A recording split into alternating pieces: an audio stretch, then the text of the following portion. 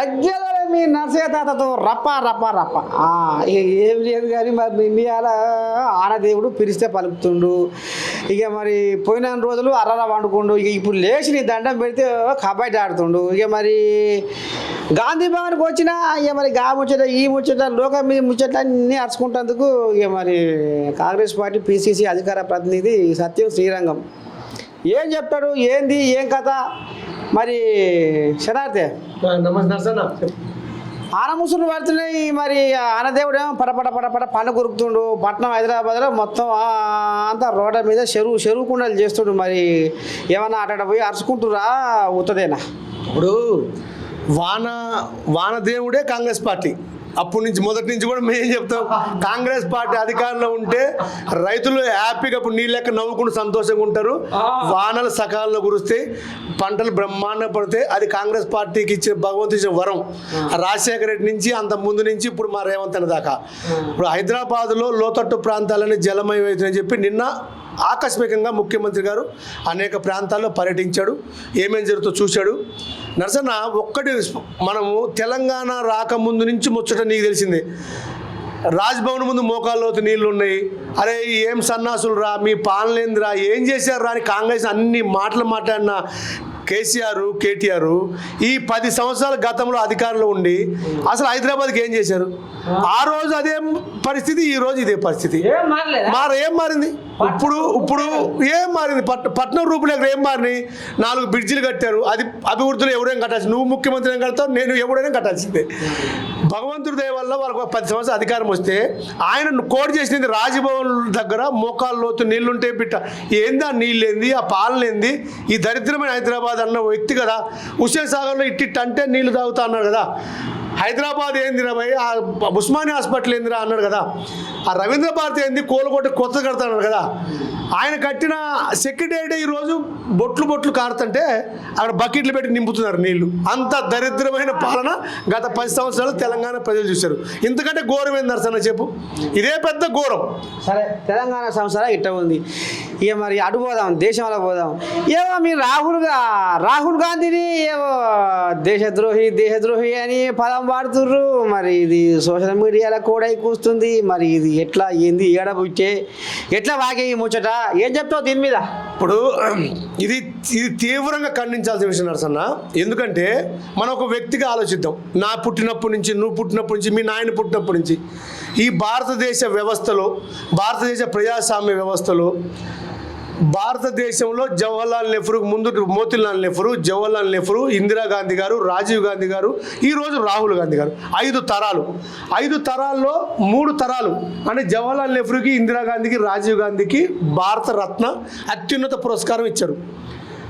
ఇందిరాగాంధీ గారు, రాజీవ్ గాంధీ ఈ దేశ విచ్ఛిన్నకర శక్తుల్లో ఉగ్రవాదుల చేతిలో ప్రాణాలు ఆశువులు బాశారు. అలాంటి కుటుంబంలో పుట్టిన వ్యక్తే దేశద్రోహిగా వీళ్ళు ముద్రేస్తుంటే, వీళ్ళు పాకిస్తాన్ ఏజెంటు, చైనా ఏజెంట్ మాట్లాడుతుంటే అసలు న్యాయం ఎక్కడుంది, ధర్మం ఎక్కడుంది? ఈ ధర్మం న్యాయం అని చెప్పి పాలించే వ్యక్తులకి సిగ్గు శరం ఏమైనా ఉందా అని అడుగుతున్నా. ఒక కాంగ్రెస్ పార్టీ నాయకుడు కాదు, ఒక భారతీయుల దేశంలో పుట్టిన ఒక వ్యక్తిగా అడుగుతున్నాడు సన్న. ఇదంతా అన్యాయం. ఇప్పుడు ప్రతిపక్ష నాయకుడుగా భారత్ జోడో యాత్రలో ఆ రోజు చైనా దురాక్రమణ చేసింది అని ఒక వివాదం వచ్చింది, ఒక బయట ప్రచారం జరుగుతుంది. దీని మీద చైనా కొంత భూమిని ఆక్రమించిందంట. దీని మీద సమాధానం చెప్పాలని అడిగితే చెప్పాల్సిన బాధ్యత ఎవరికి ఉంది? ఆనాటి ప్రధానమంత్రి మోడీకి, లేకపోతే రక్షణ శాఖ మంత్రి, విదేశాంగ శాఖ మంత్రి చెప్పాలి. మీరు ప్రశ్న అడగడమే పాపం అంటే ఎట్లా నరసన్న? ప్రతిపక్ష నాయకుడు అడగాల్సిన బాధ్యత లేదా?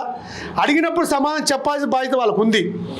అడిగినందుకు నీ దేశద్రోహి అంటే దేశభక్తుడు ఏంది, దేశద్రోహి ఏంది? దేశభక్తుడు అనే వ్యక్తి ఎవరో డిస్ట్రిబ్యూషన్ ఉందా? నేను ఎంఏ చేశా, LLM చేశా, రాజ్యాంగంలో కాన్స్టిట్యూషన్ చదువుకున్నా. నాకే తెలీదు రాజ్యాంగంలో ఎక్కడ దేశభక్తుడు ఇది, దేశద్రోహి ఇదని ఎక్కడైనా ఉందా?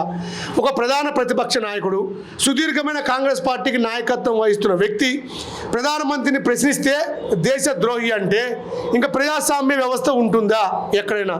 ఇది చాలా తీవ్రమైన ఆరోపణ. దీని మీద ప్రతి కాంగ్రెస్ కార్యకర్త, ప్రతి వ్యక్తి కూడా ఆలోచించాలి.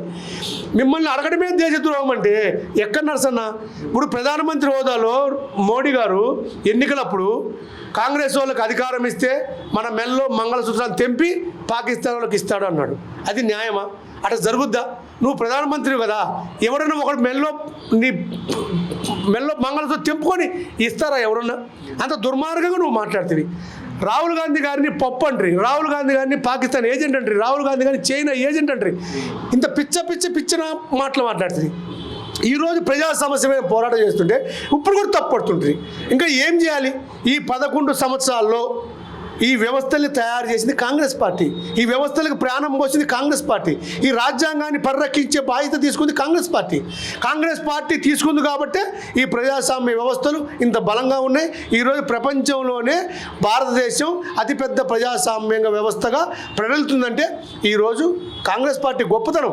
లోపాలు జరుగుండొచ్చు, చిన్న తప్పులు జరుగుండొచ్చు, కానీ ఆ తప్పుల వల్ల, ఆ లోపాల వల్ల ఒక వ్యక్తిత్వాన్ని, ఒక వ్యక్తి క్యారెక్టర్ని హననం చేసే హక్కు బీజేపీ నాయకులకు ఎక్కడిది? కోర్టులకు ఎక్కడికి? నువ్వు రాష్ట్రపతిని కలవనీయం, రాష్ట్రపతి వ్యవస్థ, ఎన్నికల కమిషన్ వ్యవస్థ, ఈడీని, సిబిఐని, ఎన్ఐఏని, న్యాయ వ్యవస్థని, అన్ని వ్యవస్థల్ని భ్రష్టు పట్టిస్తూ అన్ని వ్యవస్థల్ని రాజకీయాల కోసం వాడుకుంటున్న ఈ భారతీయ జనతా పార్టీని మేము ప్రశ్నిస్తేనే తప్పంటే ఇంకా ప్రజాస్వామ్యం ఎట్టుంటుంది నరసన్న? మన ప్రజాస్వామ్యం ఎలా ఉంటుందో చెప్పు నరసన్న. ఇప్పుడు ఏమి లేదు కానీ రాహుల్ గాంధీ ఎలక్షన్ కమిషన్ మీద ఏదో కాకర బీకర అంటుండు, ఇసర మసర మాట్లాడుతుండు అనేది కూడా బయటకు వస్తుంది. ఏమంటుండు మరి రాహుల్ గాంధీ? ఎవరు ఎలక్షన్ కమిషన్ వాళ్ళని ఏమంటున్నాడు? ఇప్పుడు ఒకటి నరసన్న, ఈ ఎన్నికల కమిషన్ అనేది రాజ్యాంగం కల్పించిన 324 ఆర్టికల్ ప్రకారం ఎన్నికల కమిషన్ స్వయం ప్రతిపత్తి సంస్థ. ఎన్నికల కమిషన్ ఎంత గొప్పదంటే, ఎన్నికల నువ్వు నేను గవర్నమెంట్ ఎంప్లాయీ, ఎన్నికల కమిషన్ మనకు డ్యూటీ వేస్తే మనం చేయమంటే మనకు మెమో ఇచ్చిద్ది, మనకి ఇంక్రిమెంట్ కట్ చేసిద్ది, అవసరమైతే మనం తప్పు చేస్తే మనం సస్పెండ్ చేసి మళ్ళీ ప్రాసిక్యూషన్ చేస్తుంది. అంత అధికారాలు, విశిష్ట అధికారాలు ఈ రాజ్యాంగం ఎన్నికల కమిషన్ కల్పించింది. అలాంటి ఎన్నికల కమిషను దొంగ ఓట్లు నేను రాహుల్ గాంధీ గారు అంటే ఒక ప్రధాన ప్రతిపక్ష నాయకుడిగా ప్రశ్నిస్తే మీకు నోటీసులు ఇస్తాను, నువ్వు అఫిడవిట్ ఇవ్వాలి అంటే అఫిడవిట్ చేసి ప్రమాణం చేయాల్సిన ఆవశ్యకత ఉంది అని ఎన్నికల కమిషన్ అడుగుతుందంటే నువ్వు అధికార పార్టీ తొత్తువే కదా అని అడుగుతున్నాం. రాహుల్ గాంధీ గారు అడిగింది మా క్వశ్చను, అంటే మాదంటే మన ప్రజలది. ప్రజలు ప్రజాస్వామ్య వ్యవస్థలో ఓటు హక్కు అనేది చాలా ముఖ్యమైనది. నువ్వు ఓటు వేస్తేనే విలువ ఉన్నట్టు. రాహుల్ గాంధీ గారి తండ్రి రాజీవ్ గాంధీ గారు వయోజన ఓటు హక్కు కల్పించి 18 సంవత్సరాలు నిండంగానే నువ్వు ఓటు వేసే హక్కుని మనకు కల్పించారు. మనము ప్రతి సంవత్సరం ఎన్నికల కమిషను 2 పర్యాయాలు 18 సంవత్సరాలు నిండిన వ్యక్తులకి జనవరిలో మధ్యలో 6 నెలల తర్వాత ఎన్నికల కమిషన్ ఉంది. ఇప్పుడు వ్యవస్థలు మారుతున్నాయి. మేము ఒకటే అడుగుతున్నాం, నువ్వు ఎన్నికల కమిషన్ అనేది ఒక పర్మనెంట్గా ఉన్న వ్యవస్థ, ఎన్నికల నిర్వహణ నీ బాధ్యత, నిష్పక్షపాతంగా ఎన్నికలు నిర్వహించాల్సిన భుజస్కంధాల మీద ఆ బాధ్యత నువ్వు మోస్తున్నావు. నిన్ను క్వశ్చన్ అయితే నువ్వు అంత తత్తరపాటు ఎందుకు, అంత ఉలికిపాటు ఎందుకు? బీహార్లో ఎన్నికలు అవుతున్నాయి, నువ్వు ఎన్నికల కమిషన్ సంస్కరణలు తెచ్చి నువ్వు ఆధార్ కార్డుకి ఓటును కనుక జతపరచాలని కోరిక నీకుంటే, అది నిజమని నమ్మి నువ్వు చేస్తుంటే వెస్ట్ బెంగాల్లో, తెలంగాణలో, ఆంధ్రప్రదేశ్లో, పంజాబ్లో చెయ్యి. 2 నెలల్లో 3 నెలల్లో ఎన్నికలు ఉన్నా బీహార్లో చేయటం ఏంది? బీహార్లో 7,80,00,000 మంది ఓటర్లు ఉంటే అన్న నువ్వు నమ్మవు నర్సన్న, జనవరి వాళ్ళు 2020 జనవరిలో 7,80,000 ఓటర్లు ఉన్నారు. ప్రజలు కూడా గమనించాలి. కేవలం 6 నెలల్లో 66 లక్షల మంది తీసేశారు. 66 లక్షల ఓట్లు పోయినాయి అంటే ఏంది నర్సన్న ఇది వ్యవస్థ? ఎటుపోతుంది? ఏం చేస్తున్నాం? ఈ మాట రాహుల్ గాంధీ అడిగితే వీళ్ళకి బాధ అనిపిస్తుంది. ఈ మాట వెస్ట్ బెంగాల్లో కాదు, కర్ణాటకలో, మహారాష్ట్రలో, అనేక రాష్ట్రాల్లో ఎన్నికల దాన్ని ఏమంటారు, ఎన్నికల బుక్ ఉంది కదా, ఓటర్ లిస్టు, ఆ బుక్లో దొంగోట్లు ఉన్నాయి. 70 ఏళ్ళు ఉన్నాడు, 18 ఏళ్ళకి రాసుకుంటున్నాడు, 18 ఏళ్ళు డబల్ రాస్తున్నాడు. ఇక్కడ ఉన్నాయి, అక్కడ ఉన్నాయి. ఇప్పుడు మన తెలంగాణలో చాలామంది తెలంగాణలో ఉంటే ఆంధ్రాలో ఉంటాయి. ఆంధ్రాలో ఆధార్ కార్డు ఉంటే తెలంగాణలో ఓటు ఉంటుంది, తెలంగాణలో ఓటు ఉంటుంది, ఆంధ్రాలో ఆధార్ కార్డు ఉంటుంది. అది ఇక్కడ ఆధార్ కార్డు ఉంటుంది, అక్కడ ఓటు ఉంటుంది. మా కూకుట్పల్లె ఉంది నరసన్న, కూకుట్పల్లిలో ఓట్లు ఉన్నాయి, కుత్బుల్లాపూర్లో ఉంటాయి, కుత్బుల్లాపూర్లో ఓట్లు ఉన్నాయి, సెల్లింగపల్లిలో ఉంటాయి, సెల్లింగపల్లిలో ఉన్న కూకుట్పల్లిలో ఉంటాయి. మా 3 నియోజకవర్గాల్లో. అంటే మీరు చేయాల్సిన బాధ్యత ఏంది నరసన్న? ఈ ఇండియాలో ఎక్కడ ఓటు ఉన్నా ఇప్పుడు మన దగ్గర ఒరిస్సా వాళ్ళు పనిచేస్తారు, వెస్ట్ బెంగాల్ వాళ్ళు పనిచేస్తారు, బీహార్ వాళ్ళు పనిచేస్తారు, ఉత్తరప్రదేశ్ వాళ్ళు పనిచేస్తున్నారు సన్న. వీళ్ళందరూ ఇక్కడ ఓటేశారు అక్కడ ఓటు వేయొద్దు, అక్కడ ఓటేసారు ఇక్కడ ఓటు వేయొద్దు. ఆ విధంగా పెట్టండి. మేము వద్దన్నామా? నిన్ను అడిగితే నువ్వు తప్పంటే ఎట్టన్నారు సన్న? నువ్వు ప్రశ్నించడమే తప్పంటే ఎట్టా? ప్రధాన ప్రతిపక్ష నాయకులు ప్రతిపక్షంలో ఉన్నప్పుడు ప్రశ్నించడం మా హక్కు, ప్రజల తరపున పోరాటం చేయడం మా బాధ్యత, మా హక్కు అది. రాహుల్ గాంధీ గారు ఈరోజు ఇంతమంది ప్రజల తరపున పోరాటం చేస్తుంటే మీరు తప్పు చేశారు, మీరు జాతికి క్షమాపణ చెప్పండి, మీరు అఫిడవిట్ ఇవ్వండి అంటే 2004లో, 2009లో, 2019లో, 2024లో 5వసారి పార్లమెంట్ సభ్యుడిగా గెలిచిన వ్యక్తిని మీరు అఫిడవిట్ ఇవ్వమంటే సిగ్గుందా? మీరు అడిగేది న్యాయమా? మీరు ఎవరు తొత్తులుగా పనిచేస్తారో మేము అడుగుతున్నాం. ఇది ఆయన మాట కాదు, సామాన్య ప్రజల మాట, సామాన్య భారతీయుడు మనసులో మెదులుతున్న ప్రశ్న. ఈ ప్రశ్నకు సమాధానం ఎవరు చెప్పాలి? ఎన్నికల కమిషన్ చెప్పాలి. అది ఎన్నికల కమిషన్ బాధ్యత. ఆ బాధ్యతను విస్మరిస్తున్నారు. నీ బాధ్యత నీకు గుర్తు చేస్తున్నాము. నీ బాధ్యత నీకు గుర్తు చేయడమే తప్పు అంటే ఎలా? నువ్వు బాధ్యత గుర్తు చేయడమే దేశద్రోహం అంటే ఎట్టా? నువ్వు జాతికి క్షమాపణ చెప్పమంటే ఎట్టా? అది తప్పు కదా. మేము అడిగేది ఒకటే, మా ఓటు మమ్మల్ని వేసుకోండి. ఒక వ్యక్తికి ఒక ఓటు, మేము 2 ఓట్లు ఇవ్వమంటాం, ఒక ఓటు ఇవ్వమంటాం. ఆ ఒక్క ఓటు కూడా న్యాయంగా నా హక్కుని కాపాడమని అడుగుతున్నాం ఎన్నికల కమిషన్. ఇప్పుడు జూబ్లీ హిల్స్లో కూడా 25,000 ఓట్లు దొంగ ఓట్లు ఉన్నాయి అనేది ఈడంగాడంగా పొక్కింది అప్పుడే. మరి ఎట్లా రేపు మరి ఉప ఎన్నిక రాబోతుంది, మరి మీరు కాంగ్రెస్ వాళ్ళు మరి ఏ రకంగా ముందడుగు వేస్తున్నారు, మరి ఈ దొంగ ఓట్ల కథ ఏంది? ఏమన్నా మరి దీని మీద ఏమన్నా అటు ఇటు ఏమన్నా వ్యవహారం చేస్తుర్రా? ఒకటి అన్న, దొంగ ఓట్లు ఉన్నాయి 25,000 అంటే గతంలో టీఆర్ఎస్ ప్రభుత్వంలో ఇదే కార్యక్రమాలు 2019లో చేశారనే ఆరోపణలు ఉన్నాయి. వాటిని ప్రక్షాళన చేయాల్సిన బాధ్యత రాష్ట్ర ఎన్నికల కమిషన్ మీద ఉంది. రాష్ట్ర ఎన్నికల కమిషన్ స్వయం ప్రతిపత్తి సంస్థ, దానికి ప్రభుత్వం పూర్తిగా సహకరిస్తుంది. మా ముఖ్యమంత్రి గారు కూడా మా నాయకుడు రాహుల్ గాంధీ ఆదేశం ప్రకారం ఎక్కడ దొంగ ఓట్లు ఉండొద్దని మేము కోరుకుంటున్నాం నరసన్న. కాకపోతే ఒక్కటి నరసన్న, ఇవాళ కూడా బీజేపీ అధ్యక్షుడు రామచంద్రరావు మాట్లాడుతూ బీహార్లో ఓడిపోతారు, జూబ్లీస్లో ఓడిపోతారు, అందుకే భయపడే ఓట్లు అంట. మేము ఒకటి చెప్తాం, గెలుపు ఓటములే కాంగ్రెస్ పార్టీ కొత్త కాదు. కాంగ్రెస్ పార్టీ ఎన్నో ఒడుకుదుడుకులు చూసింది, ఎన్నో కష్టాలు నష్టాలు ఓర్చుకొని ఈ దేశ ప్రజల కోసం పోరాటం చేస్తుంది 100 సంవత్సరాల నుంచి. మేము అనేది ఒకటి నడుస్తున్నా, ఈరోజు ఎన్నికల కమిషన్ నిష్పక్షపాతంగా రాహుల్ గాంధీ గారు చెప్పినట్టు కనుక చేసి ఉంటే 240 సీట్లు 230 సీట్లు బీజేపీకి వచ్చింది కదా నరసన్న, 160 వచ్చాయి. 400 వచ్చాయి కాదు, వాళ్ళు వచ్చే 400 వచ్చాయి, 230 వచ్చాయి అంటున్నారు. కానీ అది 230 కూడా వచ్చాయి కాదు, మీకు 180 వచ్చాయి. మీరు అధికారంలోకి వచ్చేవాళ్ళు కాదు.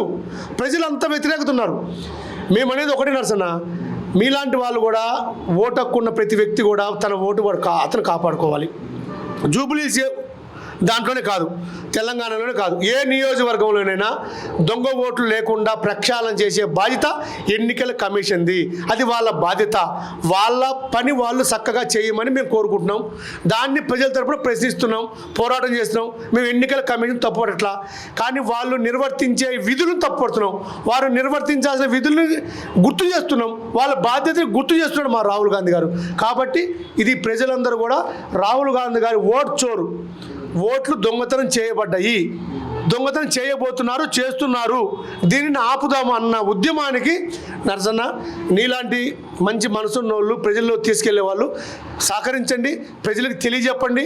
ఈ ఉద్యమాన్ని పెద్ద ఎత్తున తీసుకెళ్ళి 2029లోనే సరే దొంగ ఓట్లు లేకుండా ప్రక్షాళన చేసే విధంగా ఎన్నికల కమిషన్ మీద ఒత్తిడి తెద్దామని తెలంగాణ ప్రజలకి, రాష్ట్ర ప్రజలకి, దేశ ప్రజలకి, నీలాంటి మేధావులకి, విలేకరులకు కూడా విజ్ఞప్తి చేస్తున్నాం నరసన్న. ఇక గిదుల్లో మొత్తానికి ఇక మరి కాంగ్రెస్ పార్టీ అధికార ప్రతినిధి సత్యం శ్రీరంగం అన్న ఈ రకంగా ఆంబాయ వెళ్ళబోసుకున్నాడు. బీజేపీ వాళ్ళది బండారము, లోపలి బండారం అసలు ఏంది, ఏం కథ, వాళ్ళ తత్వం ఏంది, లోపల వాళ్ళు చేసే గుణగణాల కథ ఏందో మరి ఆ మరణం అంతా ఇప్పి కషాయం అంతా కక్కిండు మరి అన్న. ఇక మరి చూస్తూనే ఉంటుంది. కెమెరామెన్ రాజుతో మీ నర్సయ్య తాత, గాంధీ భవన్. ఇక నీ దండం పెట్టి ఇప్పుడు ఢిల్లీలో మోదంలో ముచ్చట ఏంటంటే ఓట్ల చోరీ అనే కంకణం కట్టుకొని రాహుల్ గాంధీ నీ దండం పెడితే ఇక మరి ఒకటే పదం పాడుతుంటే ఇక మరి ఏదో పార్లమెంట్ దగ్గర నాట శాంతియుతంగా ధర్నా చేస్తుంటే ఇండియా కూటమి ఎంపీలను రాహుల్ గాంధీని, ప్రియాంక గాంధీని ఏడ దొరికిన బట్టి మరి అరెస్ట్ చేసిర్రట. మరి ఏంది ఈ కథ, అసలు ఎటువంటి సంగతి, నిజంగానే అయ్యిందా లేకపోతే రేపు అధికారం కోసం ఈ ఎత్తుగాడా ఏం జరుగుతుందామా అసలు? ఒకటి నర్సే తాత, మీరు అన్ని అబ్జర్వేషన్ చేస్తూ ఉన్నారు. బీజేపీ చేసే కుట్రలు మొత్తము ప్రజాస్వామ్యంలో స్వేచ్ఛగా అంటే బతికే హక్కు ఎవరికి లేదా? ఇప్పుడు దొంగ ఓట్లు ఎట్లా ఉన్నాయి, ఓట్లు దానివల్ల ఏందనేది ఈసీ బీజేపీ పార్టీ రెండు కుమ్మక్కైనాయి అని రాహుల్ గాంధీ గారు క్లియర్గా చెప్పిండ్రు. శాంతియుతంగానే ర్యాలీ చేస్తాము, ధర్నాలు చేస్తాము అంటే పర్మిషన్ ఇవ్వకపోవడం. మరి పర్మిషన్ ఇవ్వకుండా ఒక ఎంపీలను అంటే ఒక అంతర్గత మూటాలలాగా వాళ్ళని తీసుకెళ్ళి అరెస్ట్ చేసేయడం ప్రజాస్వామ్యంలో ఇది కరెక్ట్ కాదు. ప్రజాస్వామ్యంలో స్వేచ్ఛ అనేది అందరికి అవసరం. ఇప్పుడు ప్రజల తరపున మాట్లాడారు, మీరు నిజంగా మీరు దొంగతనం చేయకపోతే, నిజంగా అందులో వాస్తవం లేకపోతే మీకేముంది పర్మిషన్ ఇవ్వడానికి? ఇలా ప్రియాంక గాంధీ గారిని, రాహుల్ గాంధీ గారిని అరెస్ట్ చేయడం అనేది నేను ఒక కాంగ్రెస్ పార్టీ జనరల్ సెక్రటరీగా నేను పూర్తిగా ఖండిస్తున్నా. బీజేపీ పార్టీ ఎన్ని రోజులు ఈ మతంతో ఈ ఓటు రాజకీయాలు చేసి ఎన్ని రోజులు బతుకుతుంది? ఇట్లా ప్రజలకు అనుకూలంగా నడుచుకోవాలి తప్ప లేకపోతే ఇవాళ బీజేపీ పార్టీ చేసే అరాచకాలు ఒక్కటి కాదు, ఇది మంచి చేసింది ప్రజాస్వామ్యంలో అనేది ఒకటి చూపండి. కాంగ్రెస్ పార్టీ ఇండియా కూటమి అందరు కూడగట్టుకొని శాంతియుతంగా ర్యాలీ చేసుకుంటున్నప్పుడు మీకేం బాధ? మీకు తప్పు చేయలేదు, మీరు తప్పు చేయనప్పుడు మీలో అంత కరెక్టే ఉంది.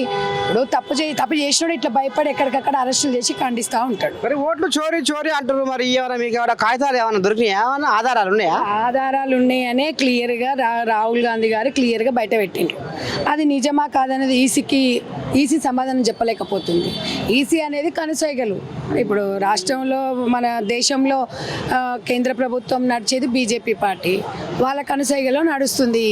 ఎట్లా పడితే అట్లా ప్రజాస్వామ్యంలో స్వేచ్ఛ లేకుండా అయిపోయింది. కాంగ్రెస్ పార్టీ అనేది ఒక స్వేచ్ఛ, ప్రతి మనిషిని ఇవాళ భారత్ జోడో యాత్రలో భాగంగా బీసీ కులగణను ఎట్లయితే తీసుకొచ్చినామో ప్రతి అంశాన్ని ప్రజలకు అనుకూలంగా ప్రజాస్వామ్యంలో ప్రతి ఒక్కరికి స్వేచ్ఛగా ప్రతి ఒక్కరు బతికే విధంగా మైనార్టీ సోదరులు కూడా దేశంలో తెలంగాణలో అంతర్భాగం కాబట్టి వాళ్ళు కూడా బీద వాళ్ళు ఉన్నారు, వాళ్ళకు కూడా రిజర్వేషన్ కల్పించాలి. అన్ని సామాజిక వర్గాలకు న్యాయం చేసే పార్టీ కాంగ్రెస్ పార్టీ. ఇప్పుడు రాంగపోంగా మరి ఇప్పుడు అరెస్ట్ చేసిరి, మరి ఇప్పుడు మీరు ఏం చేయదలుచుకోరు? ఇప్పుడు రాహుల్ గాంధీని, ప్రియాంక గాంధీని అరెస్ట్ చేసిరట ఎంపీలతో పాటు. అరెస్టును ఖండిస్తున్నాము, దేశవ్యాప్తంగా మేము కూడా చెప్తాము. ఎందుకంటే మా నాయకుడు అంత క్లియర్గా క్లారిటీగా, మా నాయకుడు ఏదో అధికార కోసమో లేక దేనికోసమో కాదు. మా నాయకునికి సామాన్య కార్యకర్త లాగా ఉన్నారు. ఇవాళ ఎంపీ అనే అహంకారం ఎక్కడైనా ఉందా చూసిండ్రా? వాళ్ళ కుటుంబంలో వాళ్ళ రక్తములనే లేదు. తన తల్లి అడుగుజాడలా నడిచే వ్యక్తి ఇవాళ ఎంత సింపుల్గా ఎంత అదిగా మనం భారత్ జోడో యాత్రలు చూసినప్పుడే మనము లైవ్గా చూసినాం. సరే ఎక్కడో ఢిల్లీలో రాహుల్ గాంధీ గారు ఉంటారు, మనం ఎప్పుడు చూడలేదంటే కాదు, దాదాపుగా 150 రోజులు జనాలలో ఉన్నప్పుడు నేనైతే దగ్గర ఒక 10-15 రోజులు ఆయన దగ్గర నుంచి చూసిన, తన నుంచి చాలా నేర్చుకున్నాము. నిజంగా కూడా అలాంటి వ్యక్తి దేశానికి ప్రధానమంత్రి కావాలి, అన్ని వర్గాలకు కూడా న్యాయం జరుగుతుంది. కాబట్టి ఏదో మేము అధికారం కోసం అంటే చరిత్రలో 120-130 సంవత్సరాలు ఉన్న చరిత్ర కాంగ్రెస్ పార్టీది. ఈ అధికారం అనేది ఎప్పుడు కేంద్రంలో చూడలేదా? ఒక ప్రాణత్యాగం చేసింది తన తల్లి, మన ఇవాళ ఒక దేశం కోసము రాష్ట్రం కోసము తండ్రి ప్రాణత్యాగం చేసిండు, ఇవాళ తల్లి పదవి త్యాగం చేసింది. ప్రధానమంత్రి అయ్యే ఛాన్స్ ఎవరికన్నా ఉంటే వదులుకుంటారా? తమ్మి ఒక మాట చెప్పండి. మీరు ఇవాళ ఒక వార్డు నెంబర్ వదులుకోనీకనే వెనక ముందు అవుతుంటారు. ప్రజాస్వామ్యంలో నిరసన వ్యక్తం చేయకుండా పర్మిషన్ అడిగితే కూడా ఇవ్వకపోతే చూస్తున్నారు కదా మీరు. ప్రజాస్వామ్యంలో బీజేపీ పార్టీ మతతత్వం కోసము, మతాల కోసం ఓటు బ్యాంకు రాజకీయాలను చేస్తుంది.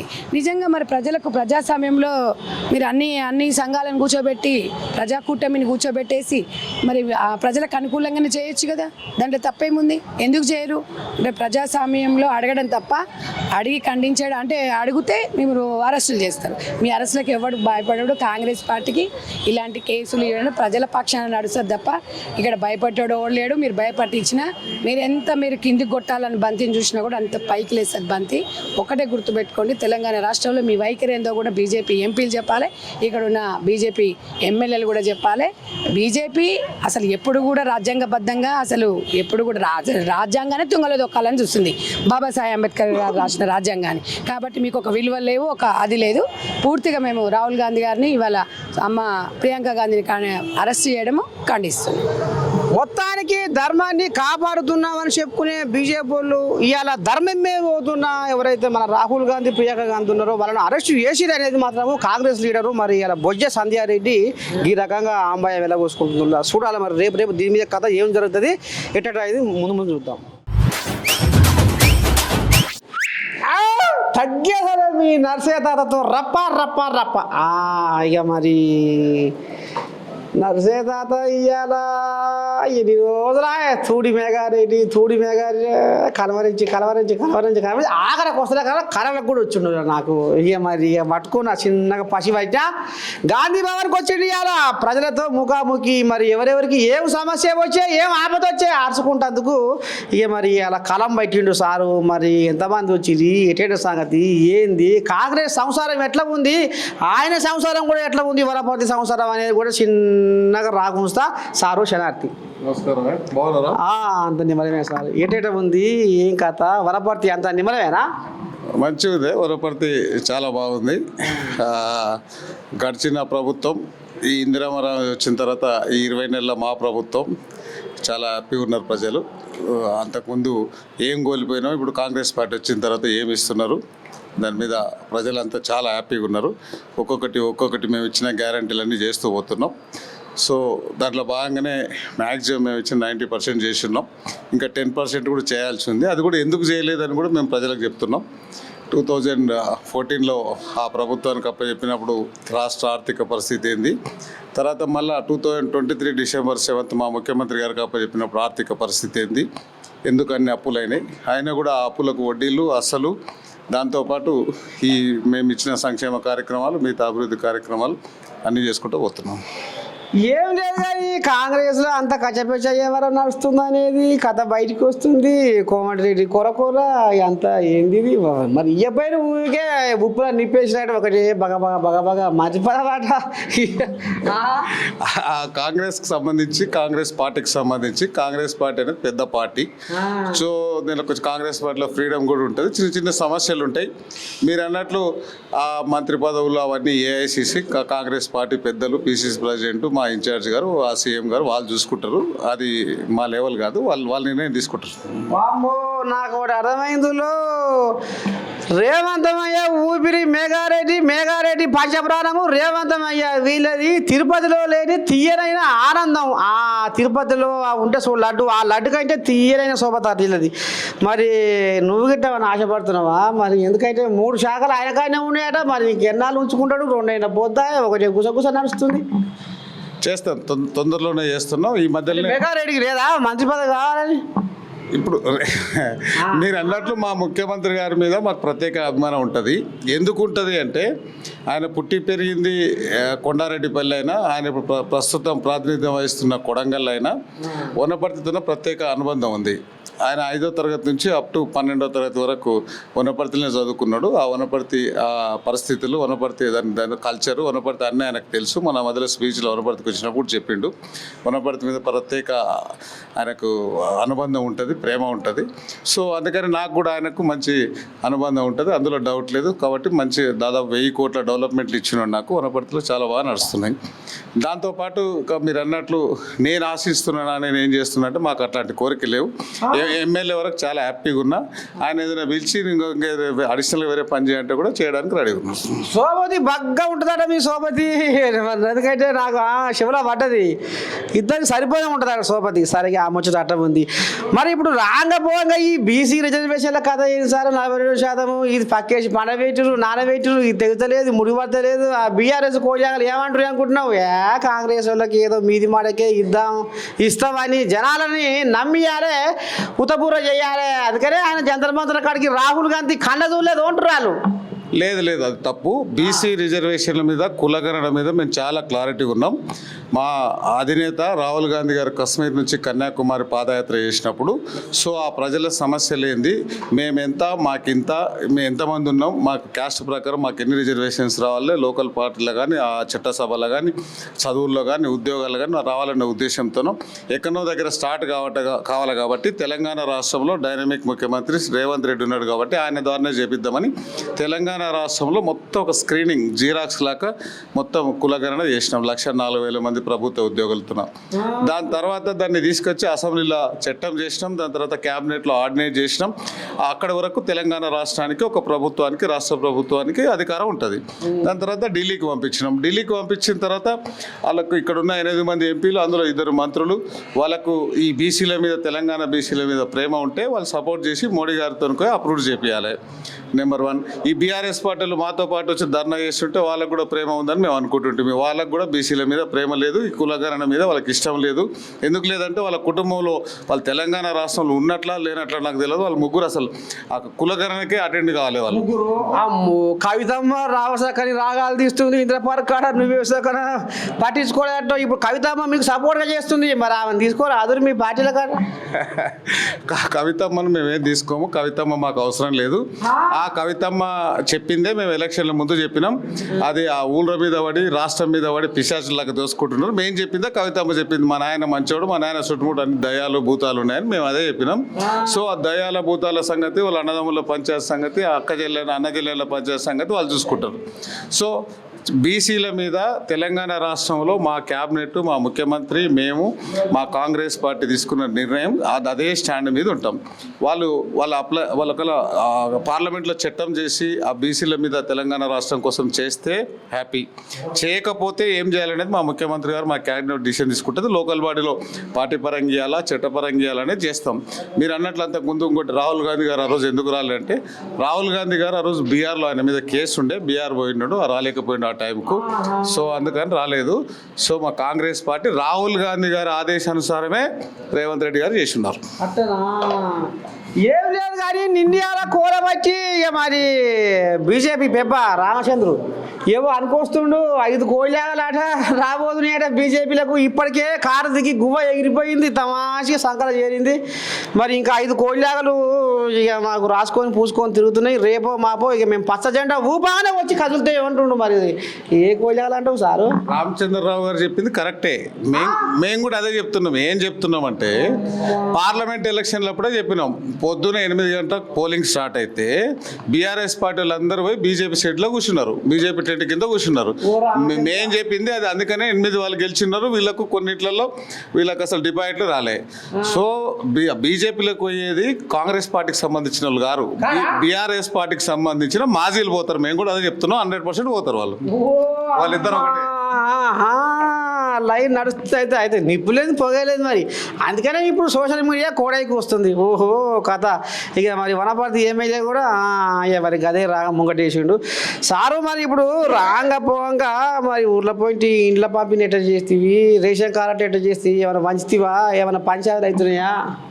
లేదు, వనపర్తి నియోజకవర్గానికి సంబంధించి 3,500 ఇండ్లు మాకు ప్రొసీడింగ్స్ వచ్చినాయి. దానిలో మేము పోయిన నెలనే ఆల్రెడీ అందరికి 3,500 లబ్ధిదారులకు ఇల్లు లేని నిరుపేదలకు అందరికి ఇచ్చున్నాం. దాంట్లో 80% ఆల్మోస్ట్ 2,500 ఇల్లు స్టార్ట్ అయినాయి. కొన్ని గృహప్రవేశాలు కూడా చేసిన నేను పోయిన నెలలో, పోయిన వారంలో. సో ఆ గృహప్రవేశం చేసిన వనపర్తి నియోజకవర్గానికి వస్తే స్పెసిఫిక్గా యాజ్ ఎమ్మెల్యేగా నన్ను గుండెలు పెట్టి గెలిపించుకున్న మా బీద ప్రజల కోసం ఆ గృహప్రవేశానికి నేను పర్సనల్గా వెళ్ళి దాంట్లో వాళ్ళకు వాళ్ళ ఇంటి ఆమెకు, ఇంటి ఓనర్ అమ్మకు, ఇంటి ఓనర్కు, వాళ్ళ ఇంటికి బట్టలు పెట్టి సన్మానం చేసుకొని గృహప్రవేశం ముగ్గు నేనే పోసి వచ్చిన, గృహప్రవేశం నేనే చేసి వస్తున్నా. అది కాకుండా రేషన్ కార్డ్స్ దాదాపు ఓన్లీ వనపర్తి నియోజకవర్గంలో 35,000 మందికి రేషన్ కార్డ్స్ లబ్ధి పొందే వాళ్ళకందరికి ఇచ్చినాం. వాళ్ళకందరికి సన్న బియ్యం ఇచ్చిన్నాం. దాంతోపాటు రైతు భరోసా చేస్తున్నాం, రుణమాఫీ చేస్తున్నాం, మహిళలకు ఆర్టీసీలో ఉచితంగా ప్రయాణం చేస్తున్నాం, 200 యూనిట్లకే కరెంటు ఫ్రీ ఇస్తున్నాం, 500 రూపాయలకే సిలిండర్ ఇస్తున్నాం, మహిళలకి వాళ్ళకు వడ్డీ లేని రుణాలు ఇస్తున్నాం. ఇట్లా మేము చెప్పుకుంటా అన్ని స్కీమ్స్ ఉద్యోగాలు లేని యువకులకు అందరికీ దాదాపు 60,000 మంది ఉద్యోగాలు ఇచ్చినాం. మేము ఇచ్చిన అన్ని గ్యారంటీలు ఒక్కొక్కటి చేస్తున్నాం. 1-2 చేయనివి కూడా ఉన్నాయి, అది కూడా చెప్తున్నాం ఎందుకు చేయలేదు అనేది. మేము ప్రజలకు అంతా ఎక్స్ప్లెయిన్ చేస్తున్నాం. ఇప్పటికిప్పుడు ఆ లోకల్ బాడీ ఎలక్షన్లు వస్తే 95% మళ్ళీ మేమే గెలుస్తాం. అమ్మా మా మనవరాలు తులం బంగారం మొత్తం మర్చిపోయిరాట 2,500. అవును ఆరాం వస్తాయా? ఓ అగో మా మనగారు అప్పుడే ఒక ముక్కు ఇరిచింది అప్పుడే. మరి ఆ 2500 ఎప్పుడు ఇస్తారు సారు? ఆ తులం బంగారం మాట కంటికి పుట్టాడు. మరి నేను అలాంటున్న మాట ఇప్పుడు నీ ముందని ఆయన ముక్కు ఇరుస్తుందా ఇస్తలేదు? అదే నేను కూడా అదే చెప్తున్నా. మా మహిళలకు చెప్తున్నాము, మా ప్రజలకు చెప్తున్నాం, తెలంగాణ ప్రజలకు చెప్తున్నాం, మా వనపర్తి ప్రజలకు చెప్తున్నాం. మేము ఇచ్చిన అన్ని గ్యారంటీలు చేసినాం. ఇంకా చేయాల్సినవి తులం బంగారం ఇవ్వాల్సి ఉంది, 2500 ఆడబిడ్డకి ఇవ్వాల్సి ఉంది, 2000 పెన్షన్ 4000 చేయాల్సి ఉంది. ఆ 3 స్కీమ్లు కూడా త్వరలోనే చేస్తాం. ఎందుకు చేయలేదు అంటే 8 లక్షల కోట్లు వాళ్ళు అప్పులు చేసిపోయినారు కాబట్టి కొంచెం లేట్ అవుతా ఉంది. 20 నెలల్లో ఏ రాష్ట్ర ప్రభుత్వం చేయలే. 20 నెలల్లో ఇన్ని స్కీములు మేము చెప్పినవి చేసినాం, చెప్పనివి చేసినాం. సన్నబియ్యం మేము చెప్పకపోయినా చేసినాం. మా తెలంగాణ 3,10,00,000 మందికి ఒక్కొక్కరికి 6 కిలోలు ఇస్తున్నాం. సో ఆ 3 స్కీములు మేము చేయలేదు, మేమేం అబద్ధాలు చెప్పట్లేదు. త్వరలోనే అవి కూడా చేస్తాం. ఎన్నారులో మచ్చలేని అచ్చమైన స్వచ్ఛమైన మేఘారెడ్డి. ఇక మరి ఏమి లేదు కానీ సారు, ఇంకొక ముచ్చట ఏంటంటే ఇక మరి జూబ్లీ హిల్స్ మీద కన్ను పెట్టిదట అందరూ. మాదే మాదే అనేమో, వాళ్ళు అక్కడ కొడుక సస్తురు, మరి మాది అనేమో మీరు దిప్పట్లాడుతున్నారు. ఈ జూబ్లీ హిల్స్ ఎవరిది కాబోతుంది, ఏమి నడుస్తుంది? మరి దానం కోళ్ళగా మీ బీఫామ్ మీద మళ్ళీ ఇంట్లో చొరబడి ఈ కథ చేసే మరి ఇప్పుడు ఆ కోళ్ళగా ఆశపడుతుందట. మరి ఎవరికి ఇస్తారు, ఎవరిని గెలిపిస్తారు, ఏమి నడుస్తుంది సారు? కాంగ్రెస్ పార్టీలో గడిచిన ఒక 10 సంవత్సరాల నుంచి సర్వే, ప్రజల అభిప్రాయము, ప్రజలు ఎవరు క్యాండిడేట్ అయితే మీకు పనిచేస్తారు, ఎవరైతే మీకు జూబ్లీస్కి మంచి పనిచేస్తారు, ఎవరైతే వేరే లోకల్ బాడీస్లో పనిచేస్తారు, అన్ని సర్వే ప్రకారం కాంగ్రెస్ పార్టీ సర్వే చేపిస్తుంది. అందులో గెలిచబోయే క్యాండిడేట్కు, ప్రజలకు సేవ చేసే క్యాండిడేట్కి 100% బీఫామ్ ఇస్తాం. నెంబర్ 1. నెంబర్ 2, తెలంగాణ రాష్ట్రంలో ఎప్పుడు ఏ ఎలక్షన్స్ వచ్చినా ఈ రోజు నుంచి ఇంకా 15 నెలల వరకు కాంగ్రెస్ పార్టీ అభ్యర్థులు గెలుస్తారు. వాయు స్థానిక సంస్థలలో ఊపే ఉందట. ఇటు మళ్ళీ జూబిల్స్ ఉప ఎన్నికలు కూడా మొత్తం మొత్తం అవుతుందట సార్ చెప్తుండు. మరి హైడ్రా కథ ఏంది? హైడ్రా అంత దివాలా తీస్తుంది. ఏముంది ఇప్పుడు పక్కేసి పండబెట్టిర్రు, ఇంతవరకు ఏది ఎక్కలేదు. జిహెచ్ఎంసీ ఈ పోలీసులు మొత్తం అంతా ఏదేదో అంటుర్రు బీఆర్ఎస్ వాళ్ళు. సారు ఈ హైడ్రా పండుకున్నట్టేనా? ఇక హైడ్రా గురించి స్టార్టింగ్లో కేటీఆర్ గారు, హరీష్ గారు లొల్లి రచ్చ చేస్తున్నారు. సో ఆ మూసికి సంబంధించిన సుందరీకరణ చేసే క్రమంలో అక్కడున్న ఆ మురికి వాసన కోసం ఆ స్లములలో ఉండేటోళ్ళకి అందరికీ అక్కడ ప్లేస్ ఉంటే అక్కడనే ఇండ్లు కట్టేయడం, లేదా ఎక్కడ అవకాశాలు ఉంటే అక్కడ డబుల్ బెడ్రూమ్ రెడీగా ఉన్న ఇండ్లకు షిఫ్ట్ చేయడం. వాళ్ళకి ఏమేమి చేసినామో మేము అప్పుడు ఈ 5-6 నెలల కింద జరిగిన చర్చ గురించి మాట్లాడుతున్నాం. ఆ రోజు వాళ్ళు రచ్చ చేసిండ్రు. ఈ రోజు హైడ్రా గురించి మాట్లాడే ధైర్యంగా వాళ్ళకు దమ్ముగాని ఉంటే ఇప్పుడు మాట్లాడమనండి. ఇప్పుడు హైదరాబాద్లో ఫ్లడ్ వస్తుంది, వర్షం వస్తుంది, ఎక్కడెక్కడ వాటర్ పోతా ఉంది, ఎక్కడెక్కడ ఇబ్బంది అవుతా ఉంది, ఎక్కడెక్కడ స్లమ్స్కి ఇబ్బంది అవుతుంది, ఎక్కడెక్కడ కాలనీలకు నీళ్ళు పోతా ఉన్నాయి. దానికి స్టార్టింగ్లో కావాలని ఆ హైడ్రా నుంచి మా సీఎం గారికి, మా ప్రభుత్వానికి పేరు వస్తుందని దాన్ని రచ్చ చేయడానికి పోయారు. సో ఆ హైడ్రా నుంచి చాలా మంచి అవుతుంది, హైడ్రా నుంచి ఎవరికి ఇబ్బంది అయితే లేదని ఇప్పుడు ప్రజలకు అర్థమైంది. అందరూ హైడ్రాకి సహకరిస్తున్నారు. హైడ్రా అనేది ఒకరికి శత్రువు కాదు, అది అందరి ప్రజల కోసం. ఒక్కసారి ఆ ఫ్లడ్ వచ్చినప్పుడు కానీ ఇంకేదైనా వచ్చినప్పుడు కానీ ఏది ఇబ్బంది వచ్చినా కూడా ఆ ఫ్యూచర్లో ఇబ్బంది కాకూడదు. ఇంకెక్కడ ఇప్పటివరకు అయినా చెరువుల కబ్జాలు కాకుండా ఫ్యూచర్లో ఎక్కడ కాకూడదు, ఆ నాలాలు కబ్జా కాకూడదు. ఇన్ కేసు అక్కడ చాలా ఏళ్ళ నుంచి మా తెలంగాణ ప్రజలు అక్కడ ఉంటే వాళ్ళకి ఆల్టర్నేట్ డబుల్ బెడ్రూమ్ ఇండ్లు ఇవ్వడమా, ఇందిరామ ఇండ్లు ఇవ్వడమా, అక్కడ నుంచి షిఫ్ట్ చేసి వాళ్ళ పిల్లలకు స్కూళ్ళల్లో జాయిన్ చేయించి వాళ్ళకి ఏం ఫెసిలిటీ కావాలో అన్నీ చేస్తున్నాం. హైడ్రాకు సంబంధించి తెలంగాణ రాష్ట్రానికి అది చాలా అవసరం ఉంది. తెలంగాణ రాష్ట్రంలో చాలా బాగా పనిచేస్తుంది మా హైడ్రా. ఇప్పుడు ఎవరైనా ప్రతిపక్షాలు కానీ ఈ మధ్య కాలంలో హైడ్రా మీద మీరు మాట్లాడారా? సో మాట్లాడట్లేదంటే హైడ్రా చేస్తుంది కరెక్ట్ అనే కదా. మరి ఇప్పుడు పోంగా ఇయ్యాల మరి ముఖాముఖి పెట్టాం ప్రజలతోటి. మరి ఎంతమంది వచ్చిర్రు, ఎట్లాంటి సమస్యల మీద వస్తుర్రు, ఏం చేస్తే సార్? ఈరోజు దాదాపు ఇప్పటివరకు గంటలో 15 మంది వచ్చున్నారు. సో ఈ 15 మందిలో నాకు అర్థమైంది ఏంటంటే కొన్ని మన మైనార్టీ సోదరుల ఏరియా నుంచి కానీ ఆ సంతోష్ నగర్, ఆ చెంపాపేట, చార్మినార్ ఏరియాలో మహిళలు ఎక్కువ వచ్చున్నారు, ముస్లిం మహిళలు. సో కొంతమంది వేరే ఇండ్లకు సంబంధించి రేషన్ వచ్చిన వాళ్ళంతా ప్రతి వీడికి వచ్చిన బెనిఫిషియర్ అంతా రేషన్ కార్డులు వచ్చినాయి, థ్యాంక్ యూ సార్ అని చెప్తున్నారు ప్రభుత్వానికి. ప్రజాప్రభుత్వంలో బాగా అవుతున్నాయని చెప్తూ మాకు ఇండ్లు కావాలని వాళ్ళు అప్లికేషన్ పెట్టుకున్నారు. సో ఇందిరామ ఇల్లు కావాలి, వాళ్ళు 100% ఎలిజిబుల్ ఉన్నారు. కానీ వాళ్ళకు మేము ఇచ్చిన ఫస్ట్ ఫేజ్లో 3,500 ఒక నియోజకవర్గానికి, స్టేట్ మొత్తం 22,500 ఇండ్లు ఇచ్చున్నాం. ఒక్కొక్క ఇల్లుకు 5 లక్షలు ఇస్తున్నాం. ఈ స్కీమ్లో ప్లేసు వాళ్ళకు స్థలము ప్లస్ ఇల్లు అది లేదమ్మా. ఆ స్థలము అనేది నెక్స్ట్ టైం స్కీమ్లో మన గవర్నమెంట్ ఇంతకుముందు ఇందిరమ్మ ఇండ్లు ఇచ్చింది, అంతా స్థలం ఇచ్చింది ఇందిరమ్మ రాజ్యమే, ఇండ్లు ఇచ్చింది ఇందిరమ్మ రాజ్యమే. ఆ స్థలంకి సంబంధించిన స్కీమ్ లేదు. సో మీరు వచ్చిన వాళ్ళంతా యాక్చువల్ బెనిఫిషియర్లు చాలా ఇబ్బంది పడుతుంది, నాకు అర్థమైంది. నేను మా పీసీసీ ప్రెసిడెంట్ గారికి, మా ఇన్ఛార్జ్ గారికి, మా ముఖ్యమంత్రి గారికి, మా హౌసింగ్ మినిస్టర్కి ఇక్కడ నుంచి నేను రికమెండ్ చేస్తాను. ఏం రికమెండ్ చేస్తా అంటే నా పర్సనల్గా నేను యాజ్ ఎమ్మెల్యేగా నాకు అర్థమైంది. సో ఆ ప్లేసు ఇండ్లు ఇచ్చేలోపు వాళ్ళు బెనిఫిషియర్ కిరాయి కూడా కట్టుకోలేకపోతున్నారు కాబట్టి అవైలబుల్ ఉన్న డబల్ బెడ్రూమ్లు ఇవ్వమని నేను రికమెండ్ చేస్తాను. గిదుల్లా మొత్తానికి గాంధీ భవన్లో వనపర్తి ఎమ్మెల్యేని దండం పెట్టి తూడి మెగారెడ్డి ఓ అమ్మా. కానీ నాకైతే ఏడ కూడా ఇంత సంధి వేయలే. అమ్మో మేఘము గర్జిస్తే అంటే చల్లడిది మెత్తడిది మంచిది తమాషగా ఉంటుంది అంటారు కానీ అమ్మో ఎక్కడి మేఘం రా నాయను, ఎక్కడ సందు లేకుండా పోత పోసినట్టే ఉంది కథ. ఇక మరి ఈ రకంగా కథ మొంగడిపోతుంది మరి సార్ది. ఇక మరి మీరు చూస్తూనే ఉంటుంది. మరి నేను కెమెరామెన్ రాజుతో మీ నర్సయ్య తాత, గాంధీ భవన్ గడ్డ.